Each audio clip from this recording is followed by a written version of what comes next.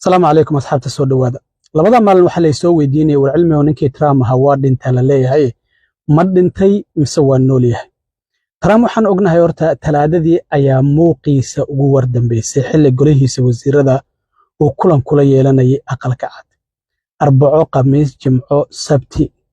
axad iyo maanta oo isniina horta holiday ay lagu jiraa waa Labor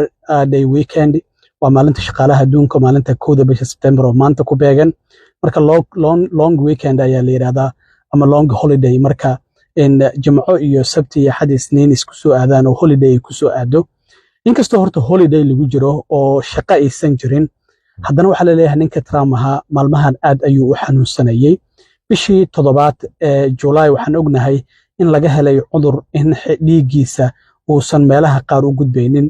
markii koobka naadiyada adduunka finalkiisa ciyaartii PSG iyo Chelsea u dhaxaysay oo New Jersey lagu qabanayo ka qayb galay waa tii lagu arkay lugihiisa oo bararan gaar ahaan qaybaha anqowga iyo meelaha hoose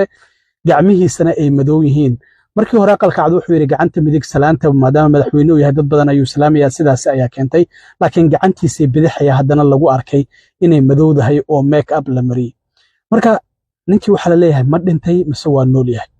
inkastoo barihiisa ama bartiisa True Social qoraale kala duwan uu soo gelinayay oo xitaa saacad ka hor uu soo geliyay in bilada ugu sareysa ee qof shacab madaxweynuhu uu siiyo oo Medal of Freedom la yiraahdo uu siin doono maayarkii hore ee magaalada New York isla markaana marna ahaa qareenkiisa qaaska Rudy Giuliani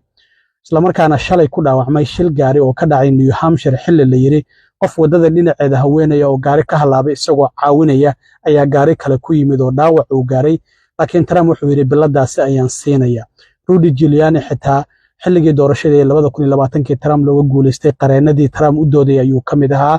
xitaa mid kamid ah mashiinada codadka lagu tiriyo oo Dominion la yiraahdo ayaa dacweeyeen isla markaana laba kamid ah shaqaalihii doorashooyinku xitaa been ka sheegay lacag fara badan loo xugmiyay inuu siiyo Rudy Giuliani in labadaasi shaqaalaha doorashooyinka ah marka ninkii Trump ahaa horta warkiisa waa la laayahay bari talaada haduu soo shaqo galo wayna arki doonaa laakiin ninka xaaladiisu waa ay ka sii daraysaa xitaa madaxweyne ku-xigeenkiisa waxaan ognahay madaxweynuhu hadduu dhinto ama ay wax gaaraan qofka ku xiga waa madaxweyne ku-xigeenka haddii ay wax gaaraan waa afhayeenka aqalka wakiilada ee Congress-ka Mareykanka Mike Johnson marka waa line of presidency la yiraahdaa sida isugu xigaan xitaa JD Vance wuxuu diyaar ayaan u ahay mar la weydiiyay haddii madaxweynaha ay wax gaaraan inuu doonayo waddanka inuu hogaamiyo marka waan arki doonaa beri talaadada ah oo maalin shaqo lagu soo laabanaya xitaa Congress-kii oo fasaxiisa ka soo laabanaya hadduu Trump dib u soo laabto laakiin muddo ku dhawaad 5 maalmood ninkii Trump ahaa maqalkiisa iyo muuqiisa waa la laayahay